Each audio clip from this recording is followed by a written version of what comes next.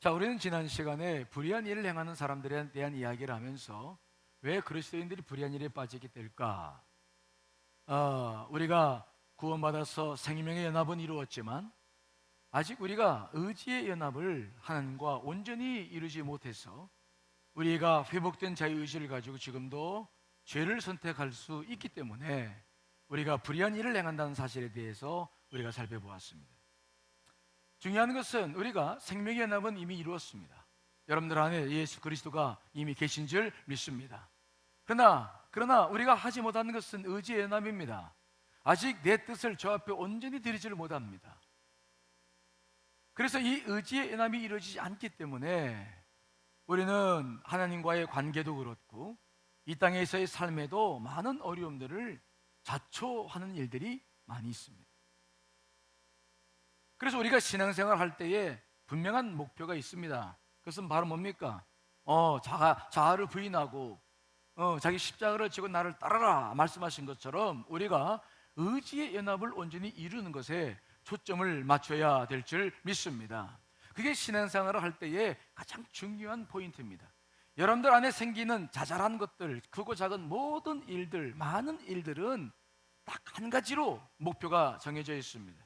그것은 바로 우리의 의지를 하나님께로 연합시키고자 하시는 하나님의 인도하심입니다. 무슨 일을 겪고 있던 그 포인트를 놓쳐서는 안 됩니다. 하나님은 오직 거기에 관심을 기울이고 계시다라고 하는 것 기억하셔야 됩니다. 자, 그런데 오늘은 사도 바울이 그렇게 의지의 연합을 이루지 못하는 우리들의 삶이 불의한 행동이 이루어지는데 좀 더 구체적으로 의지의 연합을 이루지 못한 상황 속에 있는 우리의 삶에 대해서 이야기를 아주 구체적으로 하고 있죠. 자, 오늘 2장 1절 말씀, 2장 1절 함께 읽습니다. 시작.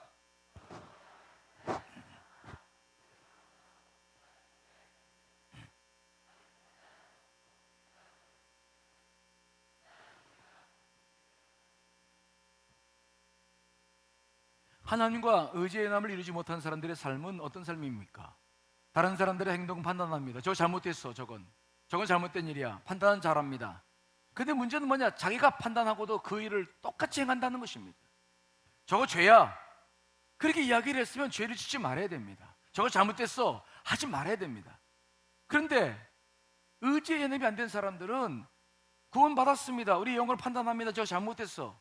그런데 문제는 뭐냐? 의지가, 아직 내 의지가, 세상을 향하고 있는 의지가, 육을 향하고 있는 의지가 아직 영에 순복하지 못하는 것이. 그래서 저건 죄라고 다 손가락질합니다. 저거 못된 놈이야, 저건 안 돼. 그런데 문제는 뭐냐? 그렇게 지적해놓고 내가 똑같은 일을 범한다.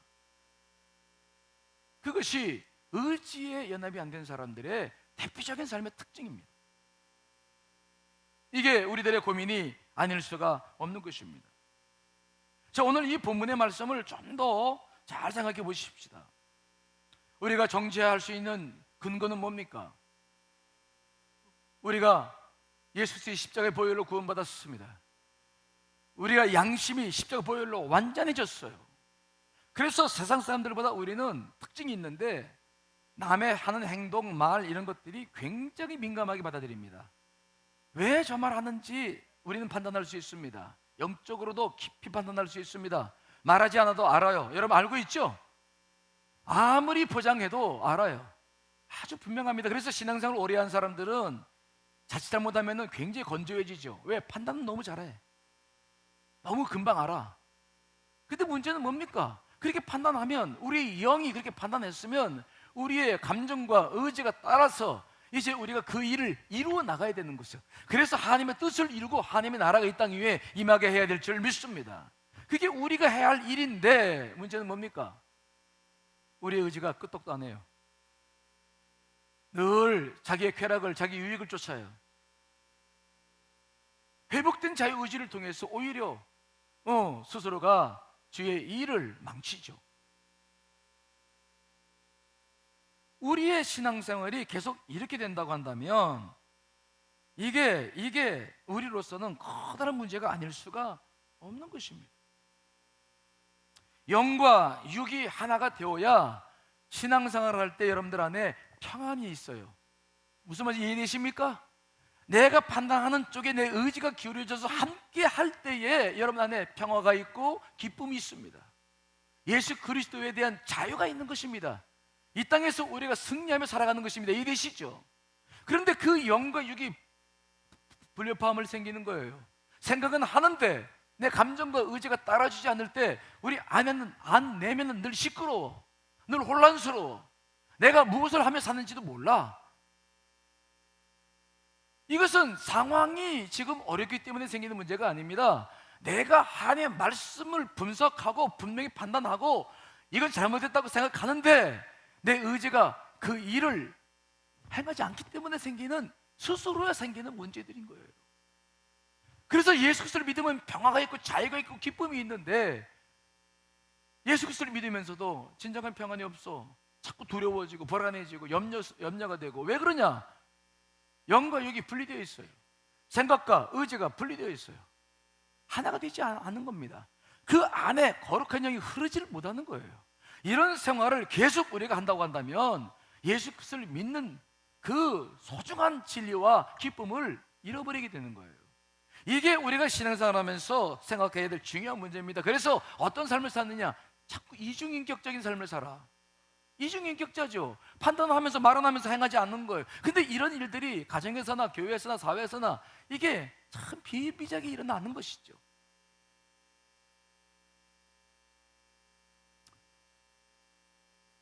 우리가 이런 모습을 우리는 성경에서도 찾아보지요. 베드로 그가 아직 십자가에서 죽으신 예수 그리스도를 믿고 부활의 주님을 받아들이지 못했을 때, 의지 연합이 되지 않았을 때 그는 어떤 상태였습니까? 한 번은 예수님께서 제자들을 다 데리고 빌립보 가이사랴 지방으로 여행을 가셨어요. 거기에는 로마 황제의 신전이 있었어요. 굉장히 아주 어마어마한 도시였습니다. 근데 예수 그리스도는 성전도 없어. 자기를 위해서 뭐 섬기는 것도 없어. 그 대비가 극명하게 이루어지는 그 지점에서 예수님께서 그 지난 3년 동안 훈련시킨 제자들에게 물어보는 것입니다. 얘들아, 요즘 사람들이 나한테 뭐라고 그러느냐? 사람들은요 주님을 엘리야라도 그러고 선지자 중에 한 사람이라고도 그러고 또 어떤 사람은 세례 요한이 부활했다라고도 말합니다. 그래. 그런데 그럼 너희들에게 묻자. 너희들은 나를 누구라고 하느냐? 그랬더니 누가 그때 탁 나옵니까? 베드로가 탁 나왔으니 주님 그리스도시요 하나님의 아들이십니다. 막 정답을 얘기하니까 주님께서 너무 좋으셔가지고 박수를 막 치시면서 바요나 시몬아 내가 복이 있도다. 너희 믿음 위에 내가 교회를 세우고 너에게 천국 열쇠를 주어 축복하셨어. 근데 그때 베드로가 그렇게 이야기한 것은 자기 생각이었습니까? 하나님의 음성을 들어서였습니까? 성경 말씀 보시면 하나님께서 그에게 마음을 주셨다 기록하고 있죠. 그러니까 주님께서 이제 베드로가 그렇게 고백했으니까 제자들이 나를 다 이해했구나. 그러면 좋다. 내가 온 이유를 이야기하마. 근데 사실 며칠 후에 있다가 너희들한테 비밀을 이야기하겠다. 나는 이제 잡힐 것이야. 장로들과 대제사장들과 서기관들에게 잡혀서 많은 고난을 당하고 죽일 것이다. 그리고 3일 만에 살아나야 한다. 이게 내가 해야 할 마지막 일이다. 주님께서는 아주 그냥 기쁜 마음으로 자신의 마지막 일을 이야기했어요. 제자들이 박수치면서 따라가겠습니다 이렇게 할 줄 알았지. 그렇죠? 그랬더니 아까 그렇게 칭찬했던 베드로가 또 딱 나타나도 이제 뭐합니까? 말씀 못 듣게 예수님의 멱살을 잡고 항변했다. 이게 무슨 말씀합니까 지금? 아니 예수님, 내가 주님을 왜 따라다녔는데? 아니 내가 배와 그물과 모든 것을 버려두고 주님을 왜 따랐는데? 당신이 예루살렘에 올라가서 왕이 되면 내가 한 자리 하려고 왔는데, 아니 당신이 예루살렘에 올라가 죽어버리면 내가 당신을 따른 이유가 뭐요? 무슨 말 하는 겁니까? 이거 안 됩니다. 그리고 막 예수님 붙잡고 항변하는 거야. 아니 잘 보셔야 돼요. 아니 언제는 막 하나님의 음성 들어가지고 정답을 이야기해서 주님을 기쁘게 하더니 이제는 막 또 주님의 길을 가로막아. 무슨 말 하는 겁니까? 못 갑니다. 그럼 막 가로막고 사탄 짓을 하는 거예요. 주님께서 뭐라고 말씀하십니까? 사탄이라고 그러잖아요. 사탄 뒤로 물러가라. 네가 사람의 일을 생각하는구나. 하나님 일을 생각하지 못하는구나. 그리고 사탄 취급해버려요. 아니 갑자기 그냥 그 한 공간에서 하나님을 위해서 그렇게 인정받던 사람이 갑자기 사탄 노릇을 하고 이중적인 모습이 계속 나오는 거예요. 왜? 무슨 문제가 있기 때문에요? 아직 의지가 하나님과 연합되지 않은 상황.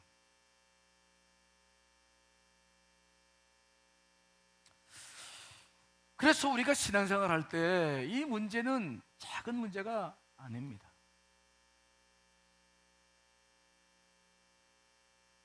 우리가 받은 구원은 그렇게 값싼 것이 아니거든요. 그런데 더 심각한 것은 이렇게 이중적인 삶을 사는 사람들이 이것을 벗어나지 못하면 악한 영에 사로잡히기 시작해요. 이 악한 영에 사로잡힌다고 하는 것을 우리는 자칫 잘못하면 막 거품을 품고 머리를 풀어헤치고 막 이상한 미친 행동을 하는 것처럼 생각하는데, 그건 외향적인 모습이고요.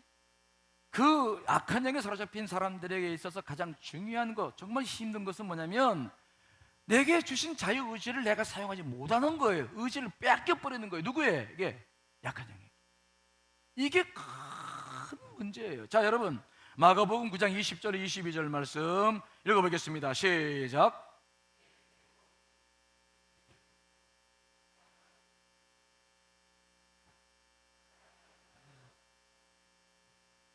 예수께서 그 아버지에게 부르시되 언제부터 이렇게 되었느냐 하시니 이르되 어릴 때부터니이다. 귀신들이 그를 죽이려고 물과 불에 자주 던졌나이다. 그러나 무엇을 하실 수 있거든 우리를 불쌍히 여기사 도와 주옵소서. 악한 영이 사로잡힌 상태를 잘 보십시오. 겉으로 드러난 형태는 지금 심히 경련을 일으키고 땅에 엎드려 구르면서 입에 거품을 품고 있습니다. 그런데 더 무서운 것은 물에도 막 들어가고 불에도 들어가요. 왜 물에 들어가고 불에 들어갑니까? 그 사람이 들어가고 싶어 하는 겁니까? 자기 의지입니까? 아닙니까? 아니에요. 자기는 들어가고 이렇게 살고 싶지 않아. 그런데 자기는 그렇게 살고 싶지 않는데 악한 의지가, 우리의 자유의지가 악한 영에게 빼앗겨서 악한 영의 도구가 되는 거야. 이게 더 큰 문제라는 거예요. 이게 참, 여러분, 이거 작은 문제가 아닙니다. 요즘은 이 사탄들이요, 옛날처럼 그렇게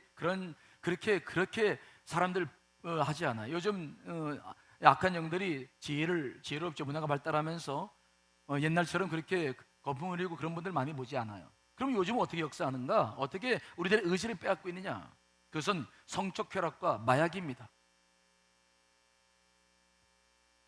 관능적 쾌락으로 인간을 자신의 노예로 삼아요.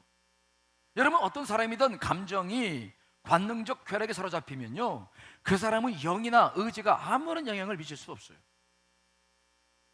아무리 그리스도인이 할지라도 그 관능적 쾌락의 맛을 딱 들여버리면 그 사람의 영도, 심지어 성령도 구밌게 역사하지 못합니다. 그래서 우리 목사들도 가끔 그런 죄를 지잖아요. 누구든지 관능적 쾌락에 빠져버리면 어떤 사람도 헤어나오질 못해요. 특별히 요즘 마약의 문제는 심각합니다. 제가 미국에서 같이 공부했던 그 목사님이 얼마 전에 나와서 미국의 이야기를 들었는데, 그분 마약하는 분들을 전문적인 사역을 하고 있는데, 요즘은 두 사람에 하나씩, 우리 한국도 그런다잖아요. 한국도 지금 그냥 주부들이 마약을 하는 거예요.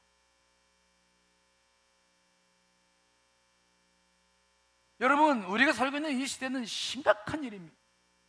며칠 전에 있었던 일입니다. 한 의과대학에서 인턴으로 일하던 그 의사가 글쎄 여중생들 앞에서 바지를 내리고 그걸 은밀한 걸 보여줘요. 그래서 신고돼가지고 체포당했어요. 아니, 이게 뭐 어떻게 된 일입니까? 또 언젠가는 글쎄 현직 판사가 지하철 타고 가다가 그 핸드폰 동영상, 여자들의 은밀한 곳을 동영상 찍다가 판사가 걸렸어. 아니, 이거 제가 지어낸 얘기 아니죠. 알고 계시죠? 요즘은 또 여중생들에 대한 이야기, 이 사회 전체가 무엇에 사로잡히는지를 보셔야 돼요.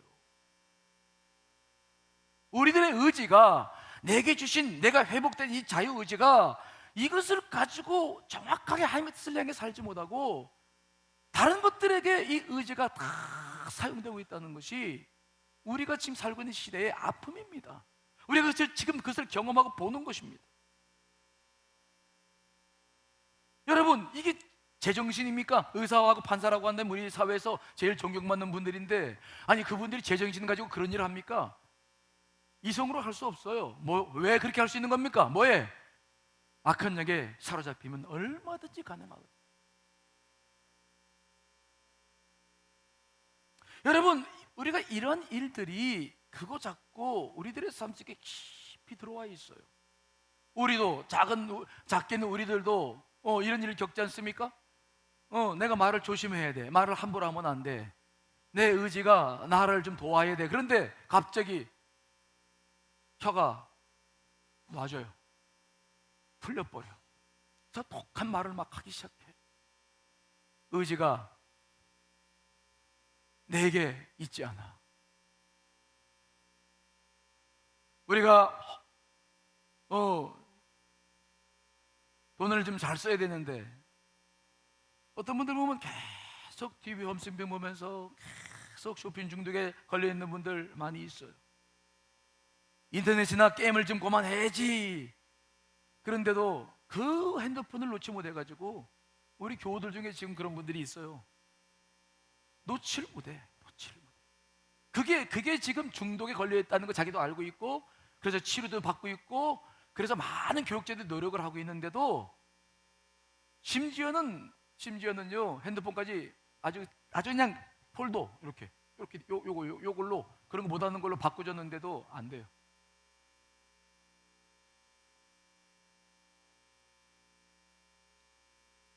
우리가 지금 어떤 상황에 있는지 심각하게 받아들이셔야 됩니다. 저와 여러분이 예수 그리스도를 믿는다고 안심할 것이 아니라 우리의 의지가 연합되지 않았을 때에 생기는 이런 일들이 지금 이 사회와 우리의 개인과 교회를 어떻게 망가뜨리고 있는가를 보지 않으면 안 됩니다.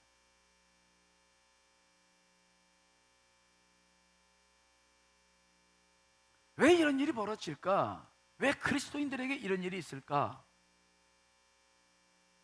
특별히 우리가 관심 가져야 될 것은 우리들의 삶 가운데에 악한 영들에게 틈을 주는 일이 있기 때문에 생겨요.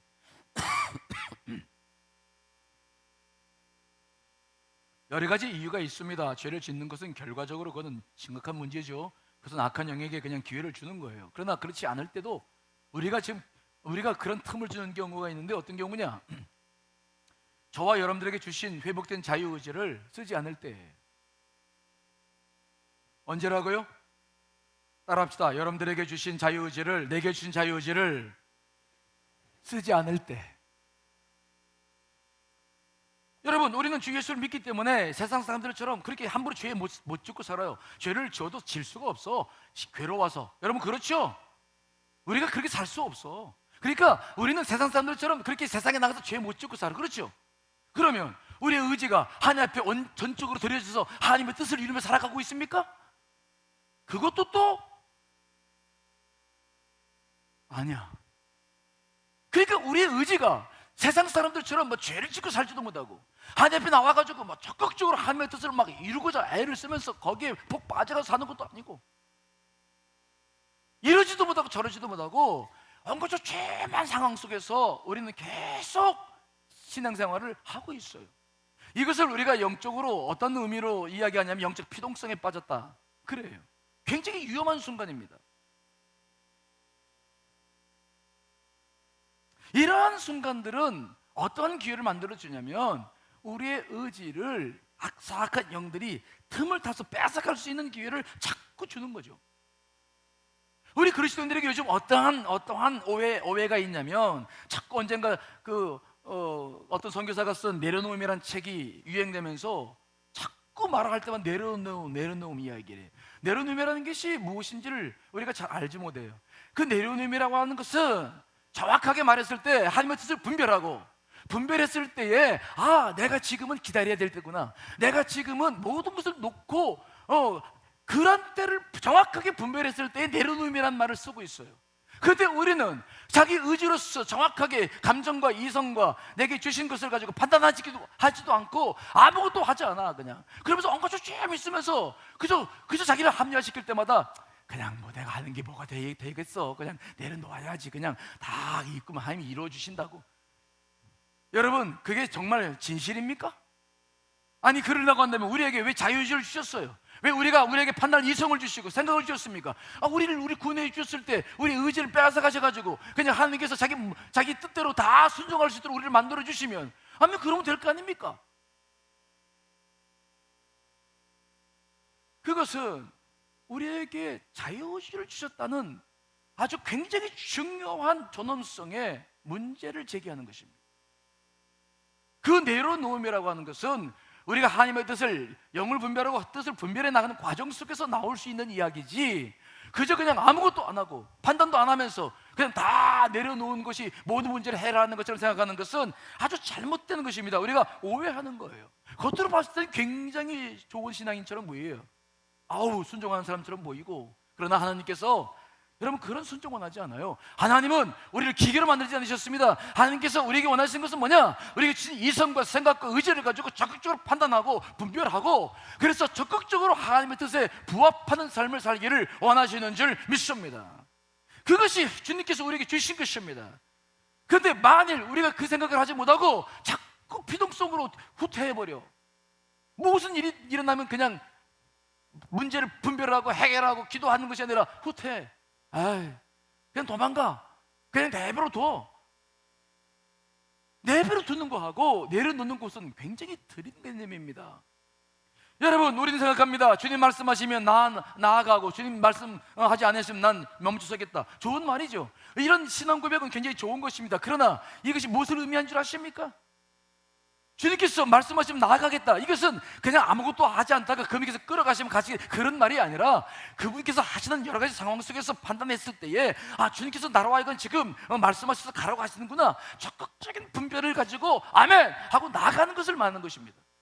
그분께서 말씀하실 때 주지 않겠다, 이것은 무슨 말씀입니까? 그냥 아무것도 안고 있고 그냥 그분이 안 하시니까 나도 않겠다, 그런 뜻이 아니라 적극적으로 모든 것을 분별했을 때에 지금은 내가 멈춰서야만 되는구나, 그래서 내가 지금 멈춰서야 되겠구나 라고 판단했기 때문에 내가 멈춰서는 것입니다. 거기에 적극적인 의지의 행동이 개입됐을 때 나오는 이야기입니다. 이해되십니까? 그러다 우리가 그런 생각을 하지 못하고 그런 찬양을 부르면서 자꾸 우리를 피동성으로 후퇴시켜 나가요. 그냥 아무것도 하지 않는 게 신앙생활. 알아서 다 해주시겠지. 언제 하나님께서 그런 말씀하신 적이 있나요? 아니, 그렇다고 한다면 여러분들에게 자유의지 주지 않으셨어요. 우리 로봇으로 만드셨고 기계로 만드셨을 거예요. 그렇지 않아요. 하나님의 뜻은 그렇지 않습니다.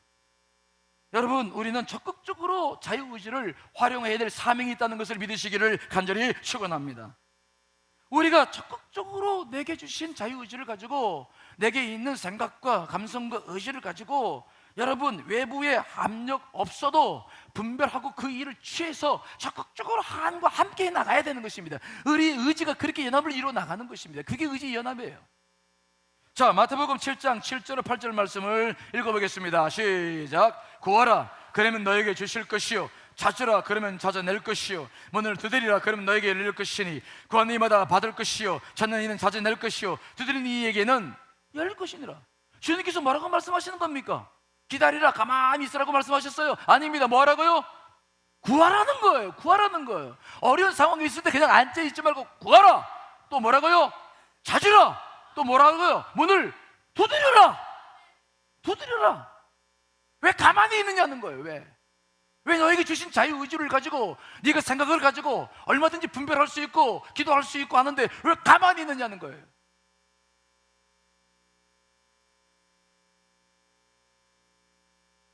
하나님께서는 우리의 의지를 말살하려고 하지 않으십니다.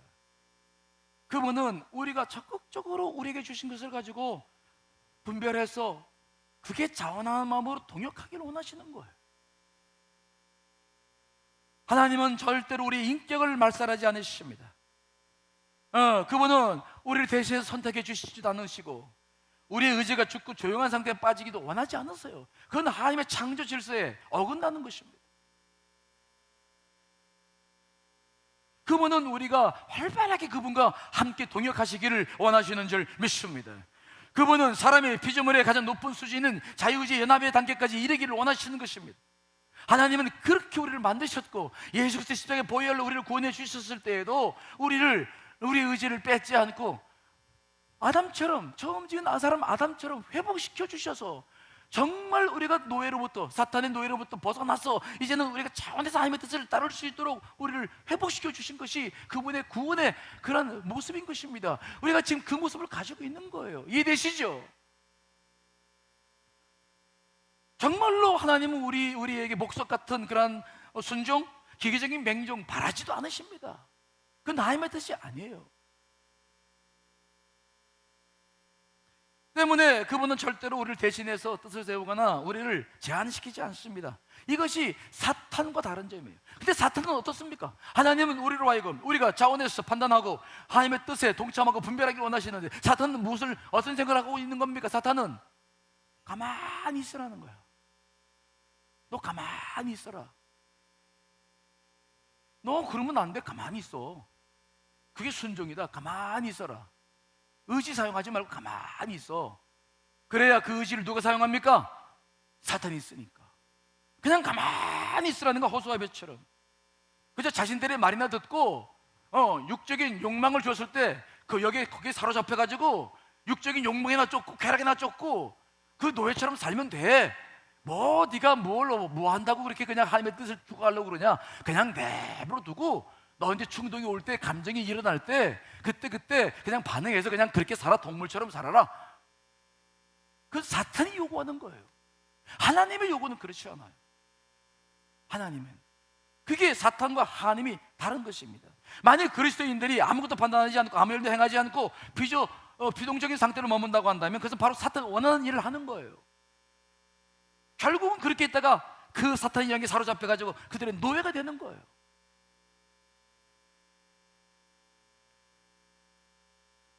생각해 보십시오. 우리 주변에서 이런 말씀드려 죄송합니다. 우리 주변 교우들도 그런 분들이 계시는데 그냥 아무것도 안 하고 자꾸 도망 다녀. 혼자만 있어. 말도 안 하고 반응이 없어. 그렇게 점점점 비동적인 상태 속에서 머물러 있던 분들이 결과가 어떻다는 거 여러분 알고 계시나요? 그런 분들이 어느 날 갑자기 은혜 받아가지고 막 나와가지고 막 명거리에서 하고 힘차게 인생을 끌어나갑니까? 아니면 계속 영적 침체에 빠져서 우울 속에 빠져서 지금도 고통 중에 있습니까? 그게 하나님께서 원하시는 것입니까? 무엇을 하나님께서 원하실까요? 여러분의 자녀들을 보십시오. 여러분의 자녀들이 실패하든 어떻게든 열심히 뛰고 열심히 하고 열정을 가지고 사는 모습을 좋아합니까? 아니면 그냥 아무것도 안 하고 먹고 잠만 자고 TV나 보고 게임이나 하고 또 잠자고 어떤 모습 좋아해요? 어떤 모습 좋아합니까? 아주 그런 놈들 있으면 가서 그냥 그래서 우리가 신앙생활 할 때 지금 우리에게 필요한 것은 뭐냐? 이 시대를 바라보고 우리의 삶을 바라보고 우리가 해야 하는 뭐냐? 여러분 분별력을 갖춰야 될 줄 믿습니다. 분별력을 분명히 하셔야 돼요. 분별력을 갖춰야 된다. 그렇지 않으면 속아 넘어가. 금방 속아 넘어가. 이거 우리가 이런 시대를 살려고 우리를 구속하신 거 아닙니다. 그렇다고 한다면 이 분별의 영이라고 하는 것은 어떻게 우리에게 주어질까? 어떻게 주어질까요? 자, 오늘 본문의 말씀 보시면 우리 하나님의 성품을 들을 수 있는데, 자, 오늘 본문의 말씀 9절로 11절 말씀을 한번 읽어보겠습니다. 시작. 먼저는 유대인에게요 그리고 헬라인에게며 선을 행하는 각 사람에게는 영광과 존귀와 평강이 있으리니 먼저 유대인에게요 그리고 헬라인에게라. 이는 하나님께서 외모로 사람을 취하지 아니하심이라. 하나님 뭐라고 말씀하시냐면은 유대인이라고 그래서 무조건 복을 주지 않는다는 거예요. 달리 말하면 그리스도인이라고 그래서 무작정 복을 주는 것이 아닙니다. 여러분, 악을 행하는 사람들에게는 그의 영에는 환난과 곤고가 있을 뿐입니다. 그것이 유대인이든 헬라인이든 다 똑같다. 선을 행하는 사람들에게는 영광과 존귀와 평강이 있는데 유대인이든 헬라인이든 똑같다, 그런 말이에요. 하나님은 외모로 사람을 취하지 아니한다. 내가 지금 어떻게 어떤 상태에 있는지 구원받았는지 안 받았는지 이것도 중요하지만 더 중요한 것은 내 의지가 무엇을 행하게끔 하느냐는 거예요. 그러려면 분별해야 될 거 아니겠습니까? 분별해야지. 분별의 영을 어떻게 받을까요? 여러분 내일부터 나와서 새벽에 나와서 그런 설교를 듣겠습니다만은 우리가 어떻게 해야 이 분별의 영을 가지고 이 유혹 많은 이 시대를 승리해 나갈 수 있을까? 어떻게 해야 우리가 하나님의 나라를 이루어 나가고 가정을 세우고 이 어두운 세대 속에서 하나님의 빛을 드러낼 수 있을까요? 제일 먼저 해야 될 일이 뭐냐? 악한 영은 기도해야 물러나가게 될 줄 믿습니다. 악한 영은 기도해야 나가는 거예요. 절대로 나가지 않아요. 절대로. 제가 이런 말씀드려 죄송합니다. 우리 교회 의사 선생님들도 계신데 저희 교회 교우들 어려움을 겪는 분들, 우울증 걸려 있는 정신과 치료 받는 분들 때문에 정신과도 보내고 그런 노력들 요즘도 계속하고 있는데 안 돼. 그냥 잠만 자, 약만 먹고 해결이 없어. 해결이.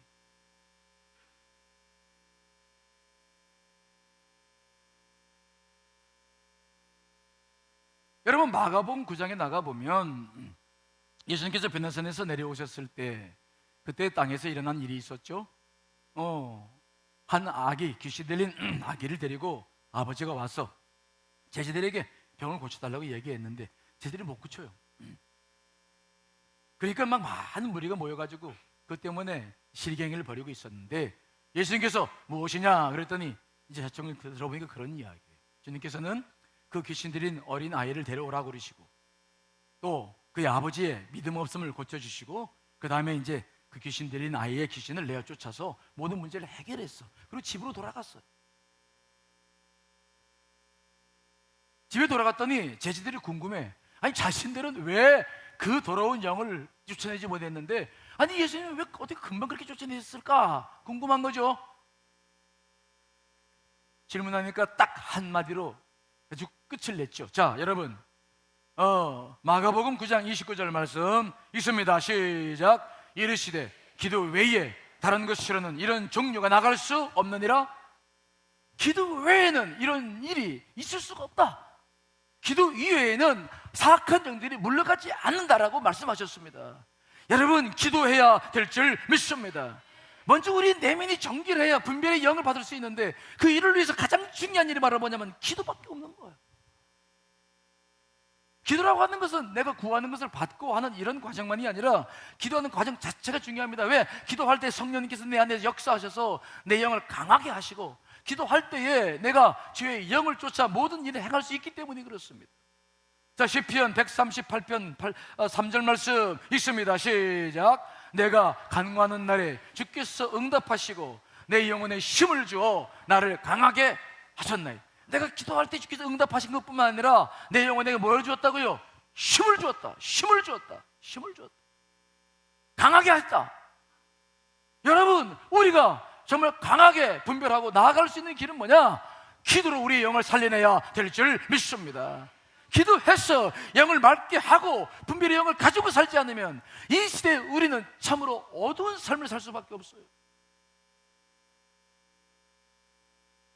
언제까지 우리가 이렇게 살아야 됩니까? 언제까지? 예수를 믿는데 언제까지 이렇게 어둠의 삶을 살아야 되겠습니까? 이렇게 살 수는 없잖아요.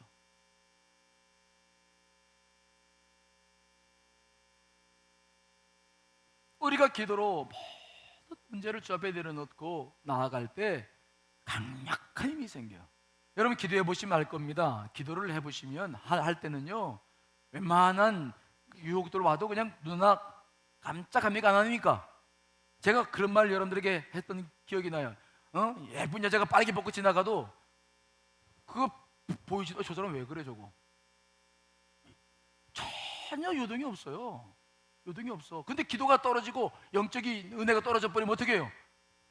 예쁜 아가씨 다리만 봐도 마음이 흔들리지. 굉장히 중요한 문제예요. 이게 지금 웃고 지나갈 문제가 아닙니다. 이게 정말 우리 안에 있는 영적인 상태예요. 굉장히 중요한 문제입니다. 여러분 먼저 기도하시기를 간절히 축원합니다. 그래서 우리의 영이 맑아져야 되는 것입니다. 그리고 분별의 영을 구해야 될 줄 믿습니다. 지금 이 시대가 어떤 시대입니까?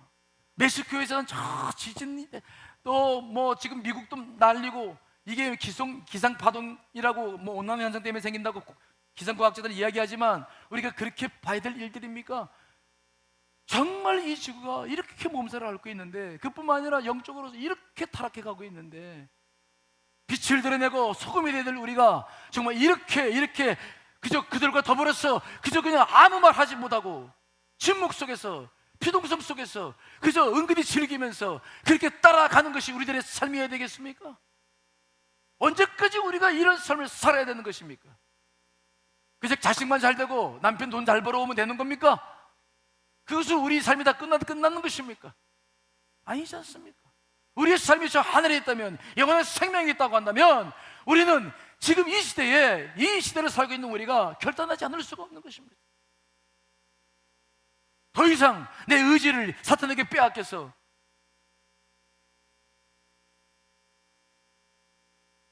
그 죽음을 향해 달려나갈 수는 없지 않습니까? 여러분, 우리는 내일부터 다시, 그동안 기도를 우리가 열심히 했지만 그러나 내일부터 정말 다시 기도하기를 원합니다. 제가 기도를 해보니까 우리 교회 특별 기도회를 그동안 뭐 십몇 년 동안 인도해 봤는데, 작년 다니엘 기도회 때 보니까 정말 엄청난 은혜들이 있더라고요. 왜 있냐 봤더니 이게 새벽만 나오는 거하고 새벽 저녁에 나오고 또 점심 때 자기들이 기도하는 것을 체크하면서 자기가 관리해 나가는 거하고, 이게 영적인 은혜와 해결되는 은혜가 다르더라고요. 여러분들 경험해 보셨죠? 작년에. 그렇죠? 비록 우리가 힘들어, 정말 그거 쉽지 않아. 하지만 3주간 우리가 다른 은혜를 경험해 보지 못하고 어찌 우리가 하나님의 뜻을 이루며 살 수 있겠습니까? 살아계신 하나님, 그분 지금도 준비하고 계십니다. 여러분들 자유의지를 주 앞에 드리고 기도하고 분별의 영을 구할 때에 분명한 은혜를 주시고 우리들의 삶을 다시 이렇게 세워주셔서 주님과 동역하는 축복된 삶으로 이끌어가게 될 줄 믿습니다. 여러분들 안에 더 이상은 안 됩니다. 더 이상은 안 됩니다. 여러분들 안에 결단이 있으시기를 간절히 축원합니다.